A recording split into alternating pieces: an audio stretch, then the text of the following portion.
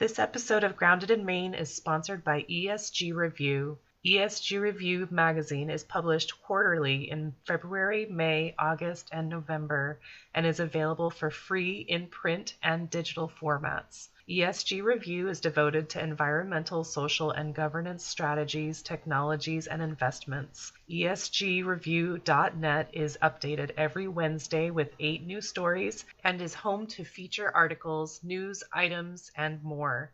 Visit esgreview.net to stay informed and help us spark the collaboration and awareness needed to develop sustainable economies and communities around the world.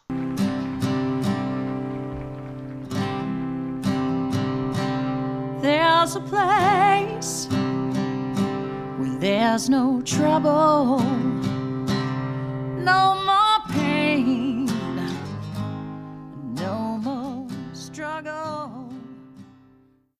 Grounded in Maine podcast is an open conversation about how we show up for the world. I started this podcast out of a desire to learn new ways to be sustainable because the word sustainability is big. It can be overwhelming, and I just wanted to learn, different ways to try to be part of the solution and not feel like it's too late. So I am talking to people who are doing different things and learning so much. I hope that you are too. Hi there. Thank you so much for listening to Grounded in Maine today. My name is Amy Fagan. I'm so excited to share this episode with you with Rachael Roberts. She has a clothing company that she has developed that is sustainable and earth friendly and so comfy and cute. And she's just very earth-minded and just the nicest person. And she has a super fun accent because she is from Wales. But anyway, I'm going to let Rachael tell you more about Rachael and what she's up to. But I just wanted to let you know that I was so thrilled that she reached out to me to talk about her product because it is so needed, because she is doing it. She's trying to make it affordable. There are so many sustainable items and ways of living that are just outrageous, and only the people with lots of money can afford to say that they're really sustainable, and she wants to change that, and I'm all about it. So I hope that you'll listen. I hope you'll enjoy it. I hope you'll just check it out, follow her. All of her information is going to be in the show notes. But just such a nice person, and you can't help but want to work with her. So enjoy this episode. If you love this podcast, please feel free to rate and review it wherever you listen. Feel free to share it with somebody that you think would enjoy it. If you really don't like it, just let me know. I mean, you can rate it as well, but I can't change something that I don't know. So I want this to bring value to everyone. And if you're not getting that, I want to make that change. If you have anything to add, if you would like to be a guest on the podcast, please let me know. I love that. I love sharing people's stories and hearing people's stories, of course. So I just want to put that out there. I thank you so much for listening, and here is Rachael. Today, my guest is Rachael Roberts, and Rachael is in the UK, and she is going to be talking with us about sustainable fashion, which is very exciting. It is not something that we've really talked about on this podcast before. So, how are you today, Rachael? Thank you so much for joining me. Hey, I'm doing good. Thanks. How are you? Thank you for having me. Yay. And so sustainable fashion. I saw you sent me pictures, and it looks like they look very comfortable. Like you've got some bags and you've got some t-shirts, and so tell me about sustainable fashion and why. Thank you. Yeah, I'm actually wearing one of them today. This is one of the first ones that I designed because I came up with this kind of slogan I really liked: swim seas, plant trees, and save bees. And I thought that kind of just like sums it up a little bit. I was like, yeah, no, I need that in a t-shirt. And that's kind of how it, in a way, it kind of happened in this, I don't even mean this in a pun way, but in an organic way, because I love clothes. I have so much clothes. And I get like 90% of my stuff usually was like from a charity shop and stuff like this. And I may have been called a hoarder in the past of people who lived with me because I love fashion, I love clothes, but I also love the environment. And I always try to be, especially, you know, as I've gotten older and everything and learned more about it, I've tried to be, and I do try to be as sustainable in my everyday living as I possibly can be. But then I started to think about more of the choices that I was making, the ones that you make without even thinking about it. Like going to buy a coffee and being like, hang on a minute, is this actually going to buy this? And it can be overwhelming for people. Mm-hmm. And that's, for me, was kind of like almost like a point of anger for me. Because I was like, we, as, you know, everyday people are being pushed into these scenarios where we're being like guilt tripped and having to make these decisions, when really we live in this consumerist, unsustainable society that we all need to navigate. And there's going to be decisions for us that are going to be really hard for us to make for the alternative. And the fact that sustainable items are not always the cheapest, they often to be more the expensive side of things.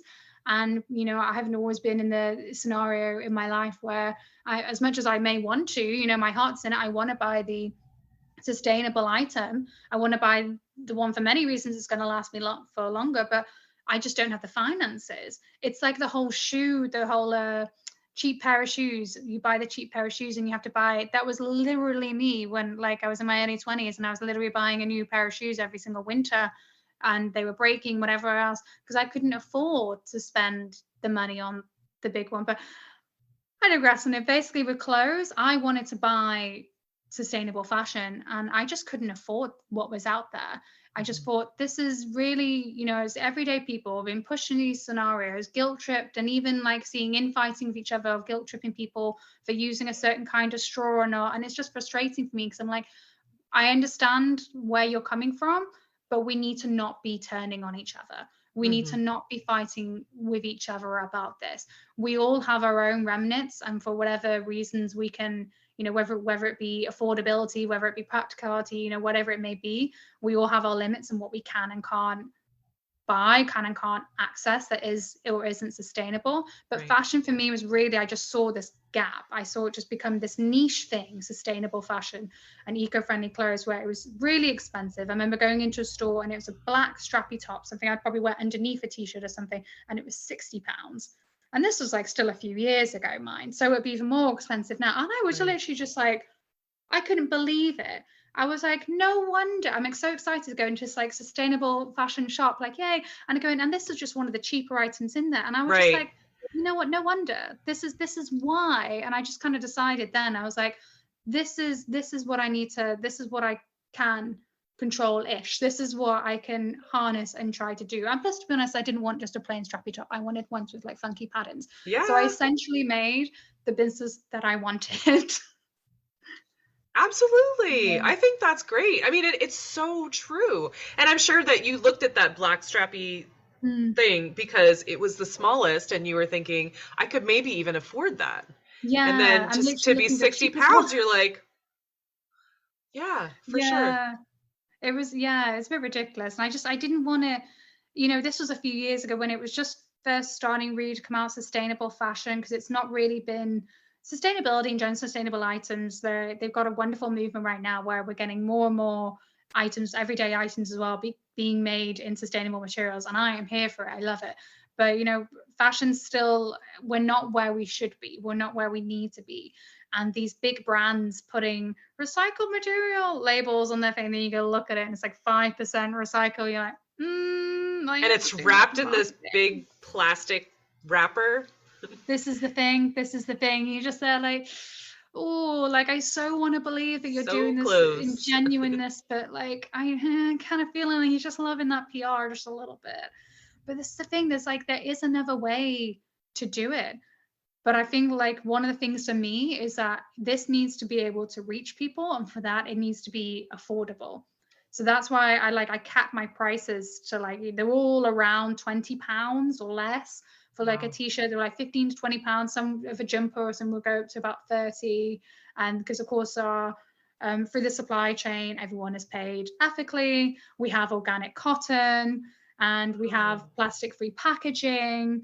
And so, you know, I understand as well that not all of that comes on the cheaper side. I would even like to make them even cheaper again, and we'll see how this goes, you know, throughout the years, and maybe we'll be able to do that, because I just feel like things will become cheaper when they're more normalized and when they're more out there. And this is what I want. And the last thing I want is to have like a monopoly on sustainable fat. Like I want this to be the norm. If we can find a way to do this, we know a way to do this, so why don't we? Right. We have a way to be able to create this in a better way. So I feel like we're past the time where people would argue and say, oh, but we just can't because it's like just done this way. It's like, well, even if it is just done this way, doesn't mean that should be done that way. Stop doing it that way.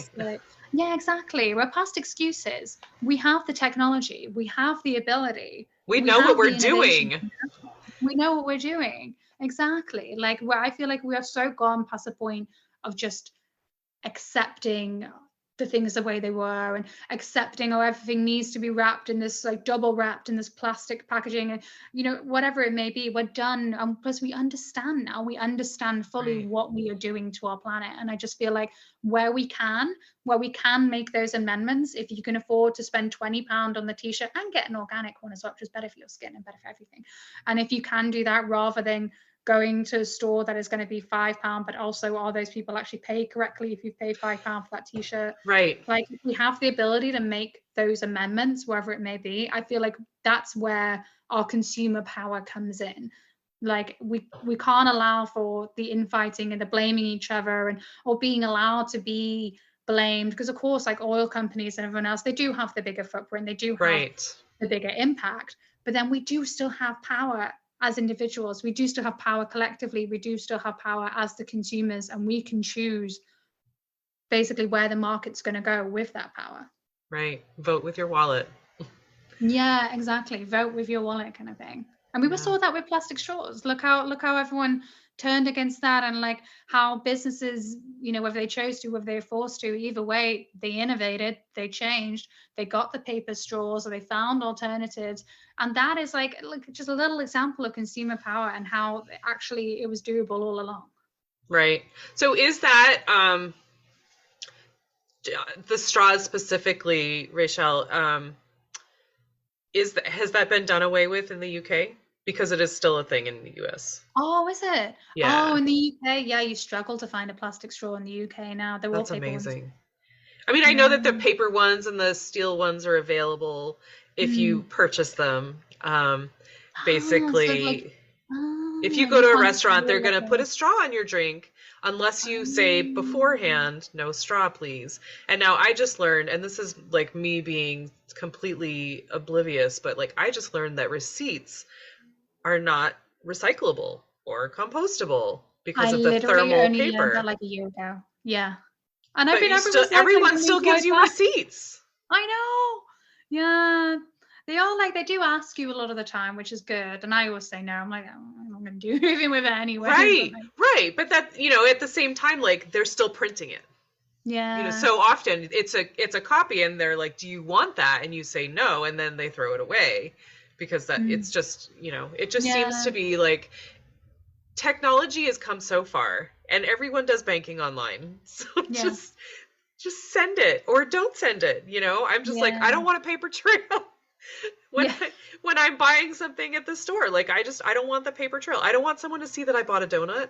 I don't want someone to see that I, you know, whatever. But, you know, and it's not so much about balancing checkbooks. It probably should be more, but I'm just like, I don't need the paper. And now that I know this, I'm like, oh my gosh. Yeah, I didn't realize I'd been putting them in the paper recycling for so long. Same. And then somebody told me like a year or so ago that actually they got like a thin coat of plastic on their naughty. I'm like, why would you make them like that? Why would you put it's paper. Find a different way. If you have to print something, make it reusable or recyclable or something. Like, stop doing that. Yeah, you start to realize, you start to look at all these things and you're like, why are you doing that? Like, why is this needed? Or like the worst one that really always gets me, when you see fruit or something like oranges, you know, the kind of fruit Wrapped that in has plastic. its own skin, and then they wrap That it you're in gonna wash orange. anyway. Yeah, it's just like, what are you doing? And then they got the apples, which you eat the skin off, and they're all loose. And I'm like, who did this? Like, Right. why was this the decision you made? If you were even going to put plastic, I don't know. And we can laugh about it. It really is. It's just like, I who's agree. deciding this? Totally. Oh, do you know what I'm going to do today? Oranges need an extra layer. Yeah, it's just like, no, they don't. Right. Well, and especially Yeah. oranges, which you're just gonna peel. Yeah. You're not even No, gonna you're eat that. you're not even touching the skin anyway. Like, honestly. When Yeah. you start to see it everywhere as well, it's like basically you can't unsee it. Once you start to see this kind of, you can't unsee it, and you notice it in everything. So Right. that's why I do understand. Well, like we guilt trip ourselves. I definitely guilt trip I get guilty from like forgetting to bring my reusable coffee cup, or I've got a reusable lid. So, because a lot of the coffee cups now in a lot of places in the UK will actually be compostable, but it's a plastic lid. So I've got like a silicone lid, and then I'd be kicking myself if I forgot to bring it or something like that. And like it's a delicate balance, because like at the same time, obviously understand the guilt. It's not terrible. It depends what you do with it. But then at the same time, like it's when it starts turning into guilt tripping each other and like the judgment on each other. You Right. should be doing this, you should be doing that. When the Right. reality is that it's not always As if the guilt that we're putting on available. ourselves isn't enough. Yeah, exactly. Like as if like making like ourselves. And it's feel not better going to isn't make you good feel enough. better to make someone else feel bad. Yeah. But yeah, I think we need to come together on it a bit more, on everything really. But we definitely need to come together a bit more on sustainability and this sustainability movement, instead of kind of hating on somebody for not using something that is, or using something that is plastic. It's like we need to recognize that we are in this unsustainable society, and it's kind of what do we do from there. And for me, it's never about the infighting. It's okay, what can we change? What can we Right. change in the businesses? What can we change in our governments? What can we change just in our everyday society, in our stores, in our shops? Like the way that you shop, and like instead of having a plastic bag, is there an alternative for this? Like little things, but they are the things that actually build up together. But then even recognizing that it's not even always a choice that everybody gets to have. Because if you're like a single parent and you've got 3 kids and you're working, you understandably don't have time to be going down to a farmer's market. And in the UK, farmers markets they're quite expensive. So Yeah. it's like things like that are not always doable for everybody. But for me, it's about where for you as an individual is it doable? Where is it that you can actually make a change on? Because I've seen it before, and it just always just saddens me when people, they get so overwhelmed, and then they're like, no, I can't do any of it. Or like they'll say, oh no, it's Right. hypocritical because this protester's protesting against the treatment of the environment, but they also got here in a vehicle that used up things in the environment. It's kind of like, if this is the kind of this isn't even a dialogue, but if this is what you attempt to have, then we're going nowhere. Right. No one's going anywhere. Right. We're Like, just finding fault in everything, and there are no solutions being made and no progress. I know it's so hard to like. I don't go to my farmer's market very often because it's Saturday morning, and Saturday is my errand day, and I have I volunteer in the morning. Like if I were to go, it would be toward the very end. All the good stuff is taken. And it's so chaotic, and I would just be running in and running out, and there's just no enjoyment. So a lot of my favorite farms have stands at their places, and so I'll just go visit them when it's possible. But I struggled a lot with the plastic during the pandemic. Like we in Maine, at least, we had banned single-use plastic from like no one could use that. Like styrofoam, the single-use plastic bags, Maine was not having that. But then it was right before the pandemic, and then they were like, well, everything needs to be separate and sterile, and so then everyone was putting things in plastic again. It was so awful. And so even still, like I go to the farmer's market and they've got everything bagged up in plastic, and I'm just like, oh, like and I think what you said about not being able to unsee. That's what's like in me. Like the more I'm learning, I'm like, I can't ignore that. Yeah. And that's, but at the same time, also to your point, we need to meet people where they're at and work together to come to a solution. Like not put expectations on people that they're not able to do. Yeah. That single mom with 3 kids, like we can't expect her to, save the world, but she can teach her kids, that plastic is bad, or what, or they can start gardening or something. Like we need to, like you said, stop blaming people, stop putting expectations. Like people are where they are. We need to move forward as a world, as a country, as a state, as a, and just work together and not work against each other. And I know I don't know about the UK and other countries, but like in the US, we're very divided. There are people that are completely denying climate change, and they just don't understand why some of us are so like hyped up about it. Like, and that's also hard because there's nothing, they're not going to help. But people can only do what they can do. I'm just trying to help people to see that there are ways, there are small ways to be sustainable.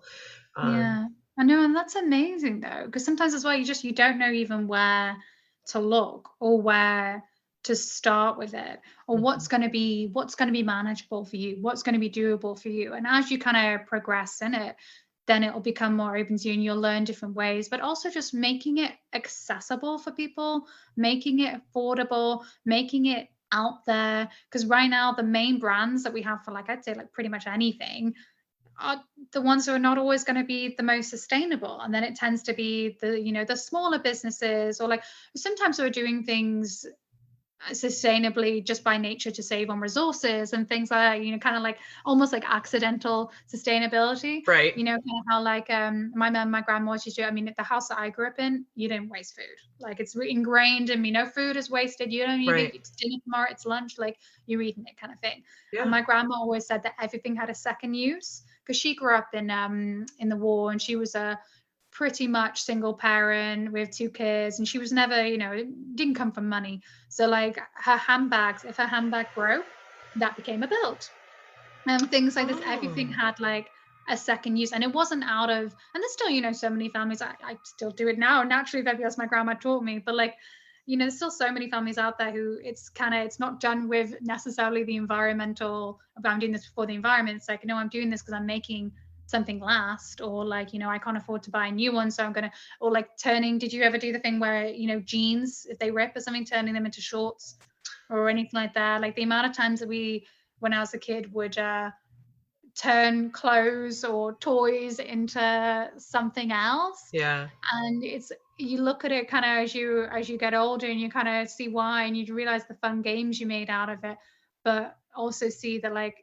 the value. Like it's the value in being able to, like, one of my favorite games ever that I used to play with my grandma is when we used to get like a big, and again, this made it feel like, because we weren't at least using it once, but like we get a big plastic bottle of because in America you call it soda, like fizzy drink or something like that. And we used to, like a milk bottle, and we used to, in the kitchen, put the lid on it just slightly, put it in the middle, and then you stamp on the thing and see how far you can push the lid with the air across the kitchen. And me and my grandma used to play this game and like have these competitions of who could you stamp it even really harder this time, push it even further. And it was like just this way of like turning it into something else, and turning it into also a toy, also a game, kind of thing like that. I think even being able to just do things like that, like that's what I like to call like accidental sustainability, or like reusing a jar that you bought of sauce to put something else food in, which I still do like to this day. I carry my dog's food around, will be like an old pasta sauce jar or something like that. Like it doesn't always like have to come from, I want to save the world place. It could even just help you out and like, hey, you're saving money. You're not buying a new plastic container to have to do that. I mean, part of the reason that I always shopped in charity shops is because it was cheaper. Yeah. And I got some of the best items out of it, which I still have even now. Totally. Yeah. Totally. I was just having a conversation this morning with somebody who, because I have a jam business as well, and and I was telling him that I pick my own strawberries for the business, and he's like, "You do that too?" I'm like, "Dude, I am saving half the money. Like Yeah, and it it's costs me half as fun. much. It is fun. It's a lot, but like I'm Yeah. paying half, so it's not Yeah. necessarily for the reason that it's, you know, the big glorious reason that it sounds like. It's definitely important and it's part of it, but really I'm saving money because Yeah. fruit is expensive. Yeah. But Yeah, it is actually, yeah. yeah, Especially but like when it goes off really quickly and you're like, no. right. I had a conversation on the podcast just a few weeks ago with Megan Doherty, and I remember having this conversation with her, and the podcast, the episode title is Celebrating the Extended Use of Things. So if you haven't listened to that, you'd probably really enjoy that, because she was saying we should start a movement because it is and make it cool to extend things, like to, you know, oh my gosh, you've had that sweater for 20 years. Good for you. You know, not like that is so not in fashion. And it's right. I've got so many clothes I've had for 10 years. Right. Well, actually, no, some. Not everything fits me from 10 years ago, but I've got some things from what does fit from 10 years ago I have kept. If it still fits, I still have it. Exactly. If it's not full of holes and it still fits, I still have it. You betcha. I think I love that idea, and I love that your grandmother taught you that. And turning the plastic bottle into a game is genius, because it also keeps you away from the TV. You know, it's just it's endless fun, and it's not going to hurt anyone, and it's just making it last, which is. And we were able to, as kids, like scream and jump on something and stuff like that in like a safe, allowed kind of way. Right. You know what I mean? To make a banging noise, and which is the kind of stuff that kids always want to do, but it was like it's safe and you're allowed to do it without you're not breaking anything. Right. So it was good. Unless someone's recording a podcast episode, that's really fun. But that's really great that she taught you that. I mean, it's so cool that you got to be a kid and be silly and, you know, do that stuff, and at the same time learn. That's pretty genius. Yeah. I mean, that is like all in one shopping. But yeah, it was like accidental teaching me about sustainability and using things again, and just how we would turn everything into, so nothing was ever broken. It kind of just transformed into something else. If we couldn't fix it, it became something else. And for me, that is what sustainability is. It's about longevity. It's about making things to last. It's about something lasting, whether you've turned it into something else, whether it's still the same item that it was to begin with. It's about having something that it's not going to be just thrown away. It's not going to just be broken and then be cast aside. It's like, no, this can still have life. We don't have to be replacing every single thing. It's like, what items do we need? How do we take care of them? How do we make them last? How can we, if they do break, what else can we turn it into? Because not everything needs to just straight away get thrown away. Even with clothes, if I you know, grow out of clothes or whatever it may be, they go to a friend or they go to a charity shop and stuff like that. Like, again, it doesn't have to be just, we used to live with a few years ago, and one of my housemates wanted to throw away in the bin this coat because the button had broken. And I was like, no. And I took it off her and I fixed the button and gave it good back. as new. The button was broken. It was a button. And then she ended up just giving me the coat anyway. I was like, okay, thank you. It was a nice coat. But I was just like, you can't, and we live not that far away from charity shops either. Right. Like, no. It's just it's the mindset. Like that's where her thought was. Like, I just can't, it's broken. I can't keep that. But thank goodness you were there to save it. Yeah. And it ended up being a nice coat for me in the end. And I was like, oh, well, I love it. And you got a coat. Right. Yeah. I think it's so honorable to just, I feel like getting to that mindset of like extending things is, I think, sharing that message and getting that to people it might be tricky, but I think it's possible, because I think, I'm hoping that people are getting past the fast fashion and the clothing fads and stuff like that. And I mean, can't even remember the last time I heard about that. I remember it used to be like the color of the year is purple or whatever, and I'm like, so or like what? it would Now change people like are every month, and you're just like, nobody even has the resources to be right. keeping up with this, and we shouldn't be made to feel all the time and everything else, and we shouldn't be made to feel like we should, Right. like that in and of itself, rejecting it for whatever your reasons may be, I think is a brilliant and wonderful style of rebellion. It's like the good rebel, the good rebellion. Yes. Like, no, not going to do that. I have a beautiful t-shirt and a comfy jumper and 2 jackets, or whatever it may be. I do not need to buy a new one every 2 weeks because this magazine says so. Yes, a good rebel. Ooh, I like that. I have a top that says good rebel. Sneaky plug, throw in. Oh, nice. Yeah. So what is it? So what are you actually making, Rachael? So they're mainly t-shirts, and I put in either like a funky design or a slogan as such. They are based into whether like a typical male shape or typical female shape, but you can get them kind of for both as well. I definitely love them if I want, because sometimes I love a good baggy t-shirt with like some kind of shorts and stuff like that. So I usually buy those ones. And we have trackies as well. I have like a basics range, which is just like plain gray, black or white t-shirt or trackies, because sometimes you just want, just one of them. They're nice to have. Right. And we have gray beanie hats, because I love a good beanie hat every single winter, and then sometimes through the spring as well. I will still have a good beanie hat, and the gray is just like, again, it's just very classic. It's comfy, goes with everything.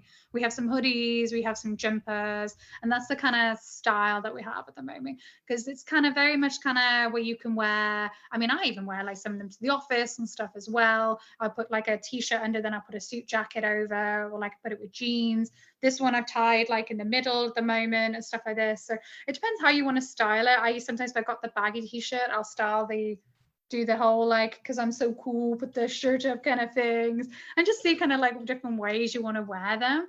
But it's very much because we're so, we love nature. It's all inspired by nature. So it's kind of mainly those kind of designs, that and feminism. It kind of naturally went down those 2 routes, because that's kind of very come out of me, where it kind of went down those 2 routes. And it's very, the brand that I'm trying to build out of it is very mountain loving and nature loving. And basically, if you're into that kind of thing and you love a good comfy organic t-shirt with a cool slogan on it, or just a beautiful subtle little pattern, then come say hi, come check them out. Hi. Yeah. And I love the idea of wearing just like a classic black or gray t-shirt under a suit jacket, because then, you still look dressy, but you feel better wearing. I just feel better when I'm wearing a t-shirt. If I'm dressed up, I feel I know what you mean. Uncomfortable. Yeah, they're just comfier, and they're always like I feel like they're always something good to have, because you can wear them under something, you can wear them over it as well. With it being the organic cotton, it is actually not just nicer for the environment and nicer for the farmers who are around there, and I think because with it being no pesticides, you can actually grow food around and things as well. But it is actually better for your skin being organic as well. It's better when you're washing it and everything, because you're not putting those chemicals back through the washing machine, back through the water into the environment as well. So I feel there is so many good things about it. And after I found like the shout out to T-Mill, our manufacturers who I work with, after I found them and found the way to doing it, I'm just kind of like, why is not everyone doing this? Why is not everyone finding a way to do this? Why is not, because we use renewable energy in the factories, by the factories. We have what is called a closed water loop system. So all the ink is a water-based dye.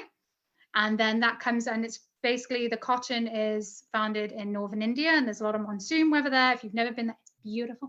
And basically it collects a lot in the rivers, which feeds into, and basically goes through to the t-shirts, makes a dye, and then you can put it back around. It's refiltered and can go back around again. Once it's refiltered, you can actually drink from the water as well. That is how pure it is. And it's like when you can see that there are ways that we can do this, and like even down to the plastic-free packaging, it's literally just like, why are we polluting the rivers and killing people? Yeah, like why are we doing it any other way when we clearly have it's not even that hard. It's mainly done through a lot of technology. Like everything is print on demand. So it's all, we don't have any physical stores, it's all online. But as soon as you put your order, it goes straight through and then it gets printed as you go. So there's no, oh, I've printed 100 t-shirts and I've only sold 50 of them.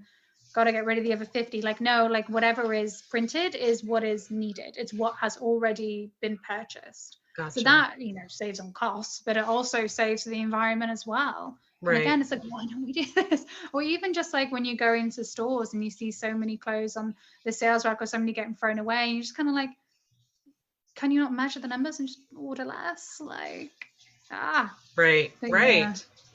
Oh my goodness. And so what you were talking about the ink and the closed water system, which is so cool. How do you do if the ink washes into the water, how does the ink filter out so that you can reuse the water? I mean, what kind of filter are you using? I'm so curious about that. I totally know the name of the filter, the machine itself. Basically, it goes through filtered machines and then through there, because the water is only used from natural rainwater and things like that anyway. And because the ink is actually water based, it's not too much of a heavy system really, because it's not really everything's made from natural materials. So, and no pesticides and things like that. So it hasn't had the really terrible chemicals put in to begin with. And so then it makes the filtering process quicker. And it makes it a lot easier to do. And that's how you can literally turn it back into drinkable water and then put it back onto the crops and put it back into, and that just saves on water, saves on time, saves on money. Right. And so, Rachael, you said you shouted out somebody, and what, can you say that again? Oh, T-Mill. T-Mill? Yeah, T-Mill. I'll have to send you the link. They're really cool. They're manufacturers who I use. Okay. Awesome. Yes, please. And so they're making the shirts and stuff? Yeah, they're the ones who will like do the physical printing of them and everything. Yeah. Okay. And where are they out of? They get the cotton from Northern India, and then we have a factory on the Isle of Wight in the UK. Which was mad when I found them. I didn't even realize they were in the UK. I've been trying to find a way to be able, because I knew that I wanted, since I was a kid, I used to design t-shirts and draw out patterns that like in my notebooks at school and stuff like that, and be drawing and all these different patterns that I liked and everything. And I knew it was kind of always subconscious that, oh, I do want to do this one day, or I'll do that one day, And then I realized I want it to be sustainable. There's no way that I'm going to feel okay about, for me anyway, there's no way that I was going to be able to create a business and it not to be as ethical and as sustainable as it could possibly be. So when I literally stumbled across them and researched into them to do my own checking and everything, and found that they were actually had a factory based in the UK, I was just like, I was almost like, what? Like, how did I miss this? And it's not even that far from where I'm based either. So I was just like, wow, okay. Oh my gosh. That's so cool. You can actually, even when the t-shirts have been too worn out or holes in them and you don't want to turn them into something else, there's actually, all of them come with a QR code, and you can scan that and get a code, and then you can send it back to the factory. If it's in the UK, you can do it for free, and then it just gets turned into another t-shirt. Wow. So they can take t-shirt scraps and create another t-shirt. Yeah, as long as it's made from those materials, as long as it's from there and made from those materials and everything, then you can literally send it back, and then it will just get shredded, repurposed, and re-dyed and put into a new design. Oh my gosh, that's incredible. Oh my gosh, that's a game changer. Right? This is what I mean. I'm like, and it's doable. It's so doable, So I just feel like when we have these bigger brands who, can afford to do these kind of things and everything, it's like, I know that obviously organic cotton and paying your workers costs like a little bit more, but it's like, well, we have the ability. I feel like you're running out of excuses not to. If you're a brand who doesn't do that, it just kind of, it's a bit archaic, if anything. Just, oh, we've always done it this way, so we'll do it that way. It's like, but it's the system that you're doing it actually clearly is broken, and it does need fixing, and there is better ways to do it. And I just, honest to God, I want all clothes in the world to be made in a sustainable, ethical way, and everybody to pay correctly during it. Like, we have the ability to do it. I'm honestly just like, it baffles me when they don't, particularly if you're a new business starting, new business in anything. If you're creating a new product, I feel like we're at this beautiful time at the moment where consumers are actually wanting more ethical products, but Right. also we have the know-how and we have the technology to create them. So if Right. you're going to be creating any kind of item at the moment now, if you do not have strong green policies and blue policies, if you do not have, to the best of your ability, how to make this sustainably, I feel like your business is not sustainable. Right. Yeah. I mean, you totally have a leg up when it comes to fashion because there are people that want that. You know, we just need more people that want that to pressure the bigger companies. Yeah. I'm surprised, you know, just hearing about this that there aren't like younger people that are coming into those bigger companies and saying this is so wrong. We need to change this. Or maybe they're just beaten down and said, shh, we're making really good money. Yeah, I think that's what it is. I think people they're used to the way things are and they just don't want to question every too much time, or you know, they want the money or whatever it may be, and it's just kind of Right. It it's would just cost too sad much to more than change anything. it. Yeah, exactly. Oh, it costs too much to change it. And it's like, to be honest, like I find it just not smart business at all. And I'm like, you do realize that the planet dying impacts all of us, and there will not be any planet left to sell your items on. Right. Like if we don't do something, like you're gonna have even less money. Like, Right. come on. Right. Oh gosh, it's so tricky. It's so tricky and it's infuriating really to think about, Yeah, you know, those bigger companies that are doing things that they know are wrong. yeah. And Particularly when we they get know the they're wrong, 5% but recycled. Yeah. right. But then that, you know, the niche items that are really good are so expensive. It is really frustrating. Yeah. Yeah. So This is I'm the glad that thing. you're doing that. Thanks. We just want to get the word out there and want everyone to be able to have sustainable fashion, even if, you know, even if you can't afford, you know, barras and everything. If you know, I mean, the UK right now, we're in a cost of living crisis, and inflation and prices are just going up and up. And so that part of it is always going to, I mean, for any business, I guess it's going to be difficult when, you know, you can kind of understand why people don't have the money to do that right now. But this is the kind of thing. It's like if you do have the ability, or even if you know you're one of those companies who are polluting the environment and can definitely afford to do things differently, it's like you are the ones who are going to be the game changers. And sometimes we need to help each other, because sometimes people aren't going to be able to buy everything sustainably because they can't access it, or because they can't afford it, or whatever it may be. But if you're in a position where you are able to, like for the collective, but also for yourselves as an individual, it'll Right. be better for you and society to use the abilities and the strengths that we have. Right. I wonder, I mean, I don't follow the news at all, but wouldn't it be so cool if instead of like a protest, like put it to the big companies and be like, wouldn't you rather be part of like game changing, you know, saving the world, or do you want to continue poisoning everything? Like it seems like a no-brainer. But Yeah, I know that it's probably a financial thing that they want to keep making money, but they have to have consciences. Like, there has to be people behind it. well, like, you know, do you want to be part of progress, or do you want to keep like kicking that can down the road because it's easier? I mean, is it Yeah, easier because the water's unsafe? I, yeah, it seems like it would be a simple thing because people do have consciences to just yeah. say that. You'd hope. You'd hope. But yeah, I feel like some people, they feel so far removed from the impacts of it, or they feel so far removed, like, oh, but it just, oh, I'll be fine, oh, it doesn't so much impact me, or you know, I can afford, sorry, somebody's coming here with my dogs.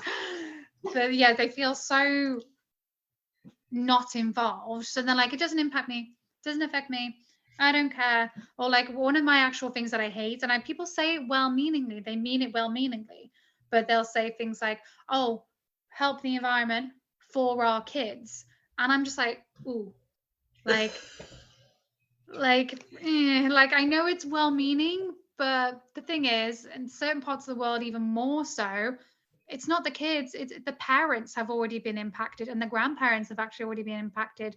And over here in the West too, people are impacted. Yeah. It's not about the kids. I mean, it is, but you know what I mean? It's not about like, oh, in the future. It's about the people who are like even here right now. It's impacting even right now. Right. We can make And changes I feel right like it now that removes would them too much. affect Yeah. things now. Oh, I'm so sorry. I'm just going to have to open the door. I've just realized that I've locked him out. That's why he's knocking on the door. I'm so sorry. Okay. I'm glad that you are able to edit. So I'll be back in 1 minute. Okay. I'm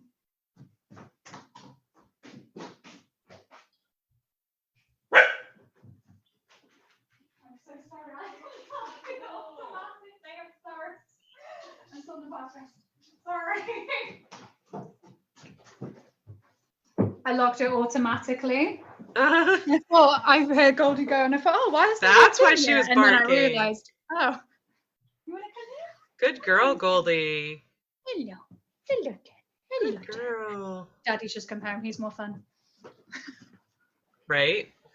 Oh gosh. That is such a difficult subject because it seems so simple. I mean, and that's what makes it so difficult, that Yeah. like you were saying, these people are probably in their 42nd floor office, looking above everything Yeah. and not thinking about how it's affecting people right now. Yeah. And It's it just like with the cost of living crisis we have here, there's so many families who have and are suffering, particularly during the winter, because of course the UK, it gets cold here, and when people were not able to afford to heat their homes. And I thought it was real, just kind of when the government tried to make a environmental case for it, like, oh, but you'll be helping the environment as well, so it's okay. It's like people are freezing inside their homes because they can't afford stop thinking. to heat them. Like, yeah, like stop trying to like be like, oh, it's like, and then you've got like people who are on the richer end and certain leaders who spend more money heating their swimming pools than people can afford for their own homes. And it's like you don't understand. You're not seeing it. You're choosing not to see it. Right. And I find that a lot with the environment in general. I feel people are either just choosing not to see it, or they live such a privileged, far removed from reality life that I would pity living like that. I wouldn't want to live like that. Right. Like, I do not want to live in a bubble. Right. It's the same in the US. It's really, unfortunately, it's not any different.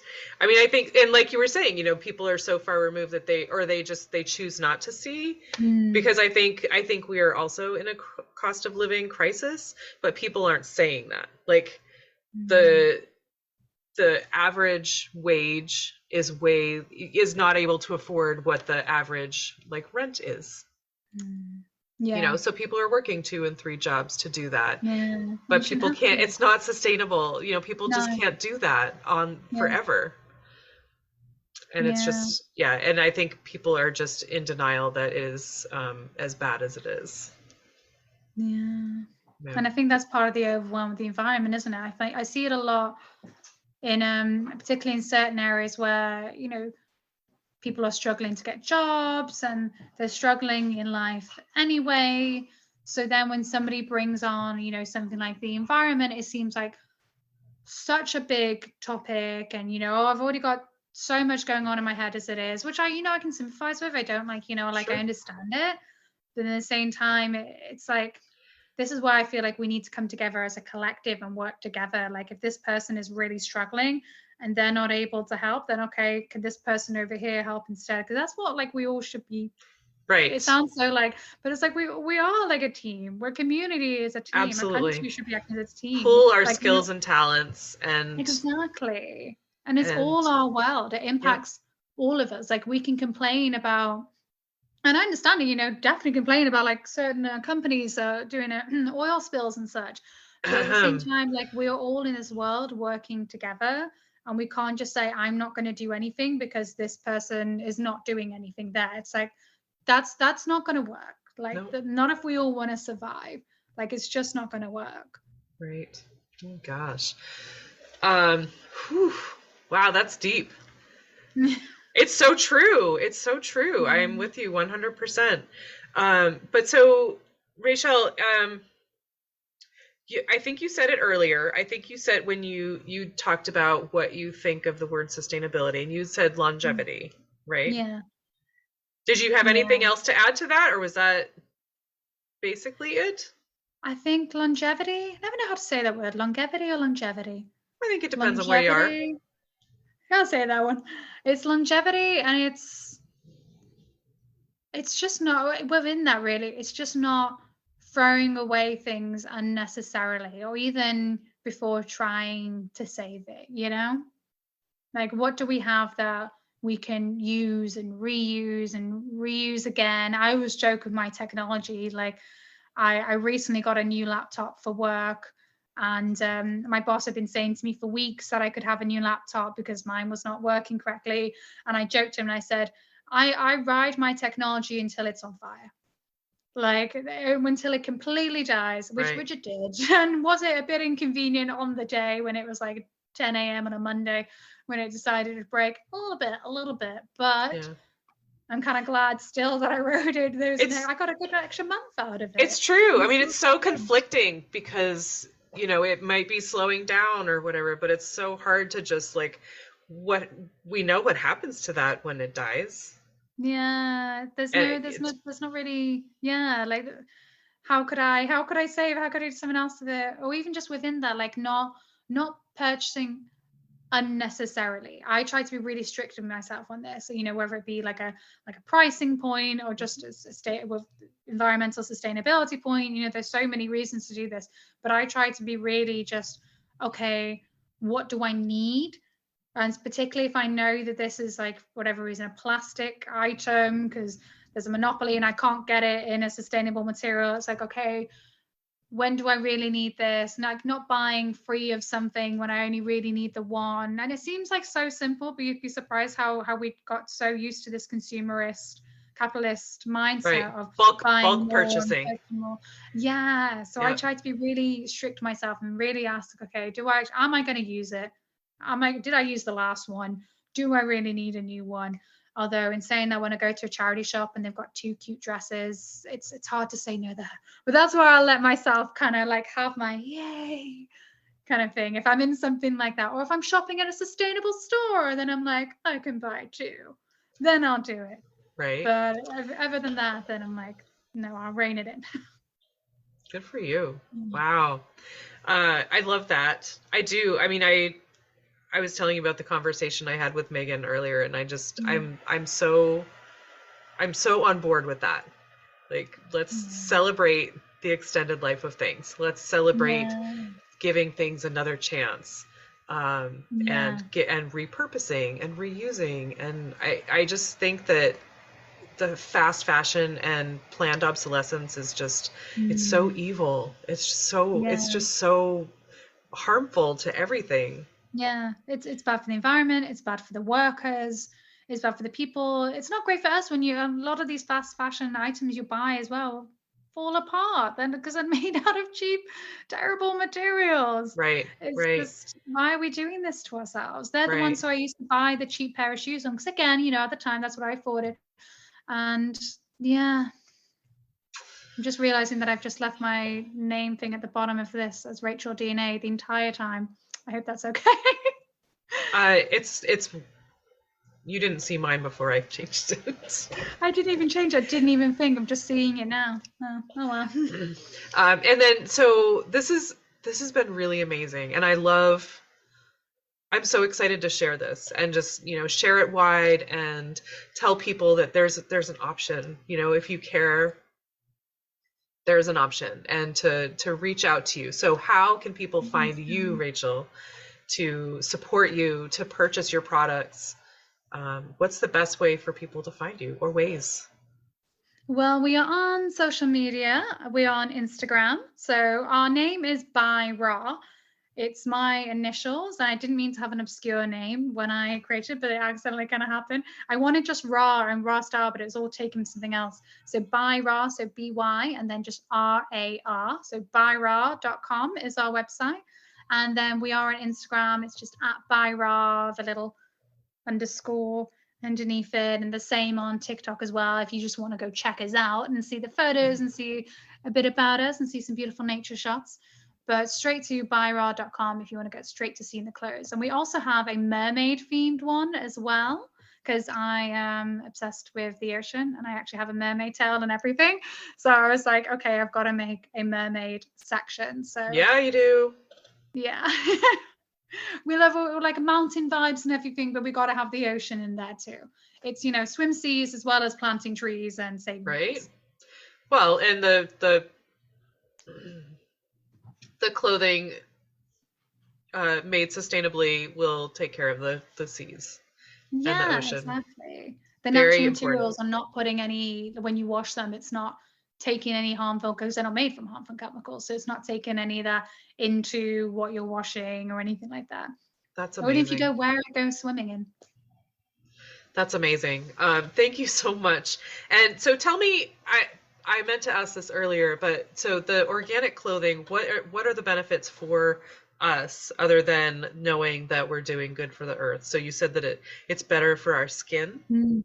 It's softer for your skin, and also because you're not having those chemicals, they're not going onto your skin either. Because clothes, particularly depending on the type of kind of material they use, but particularly made from synthetic materials, over time, over wear and over washing, you know, those kind of, that is embedded, it goes onto your skin, you're wearing it every single day as well. Whereas an organic one, it's made organically, it's made from water-based dyes, it's made from natural materials.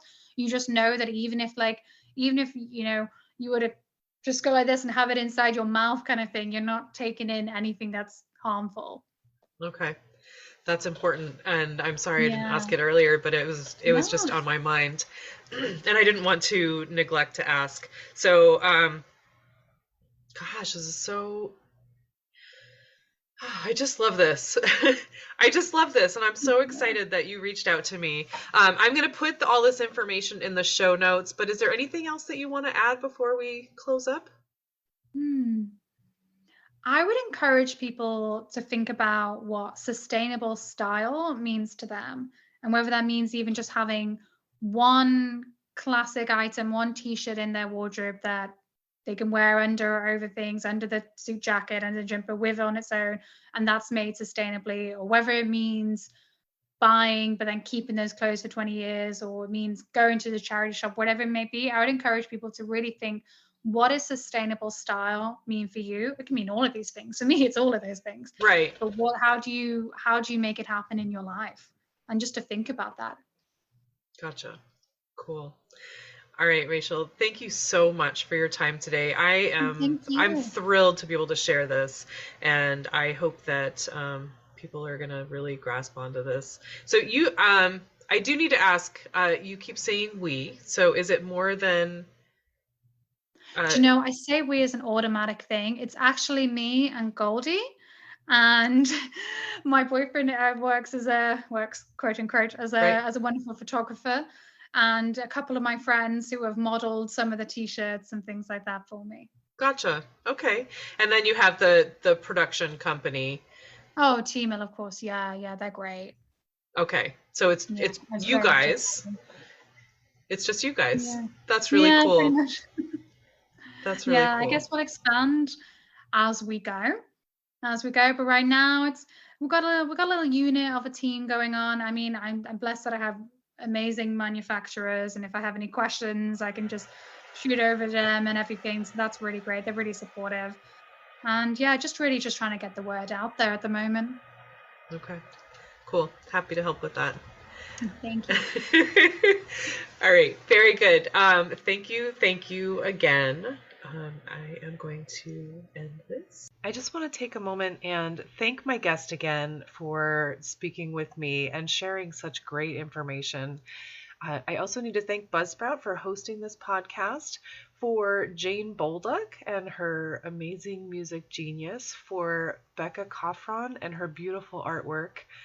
And I'd like to thank you for listening. Please check out the show notes. I'm going to have links posted in there if you would like to follow this guest and learn more about them.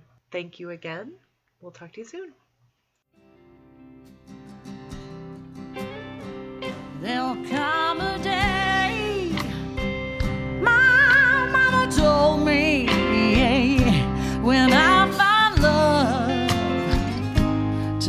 love and hold me, a heart that's strong and so sincere. Just tell me, how do I get there from here? Oh, tell me, how do I get there from here?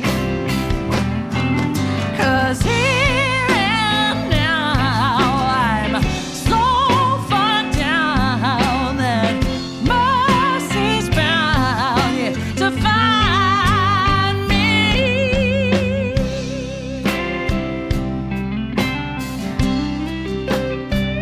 We'll find a way to soothe the sickness. We'll heal the ache with sweet forgiveness. Wages of war will disappear. Just tell me, how do I get there from here? I wonder, how do I get there from here? Yeah, 'cause here and now I'm so far down and mercy's bound, yeah, to find me.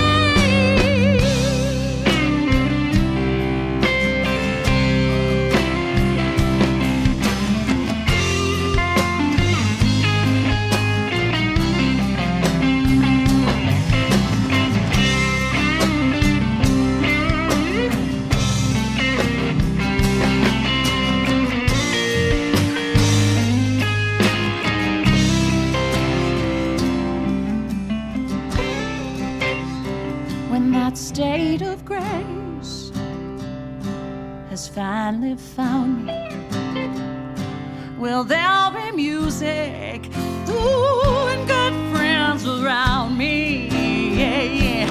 And I'll just smile through happy tears and wonder,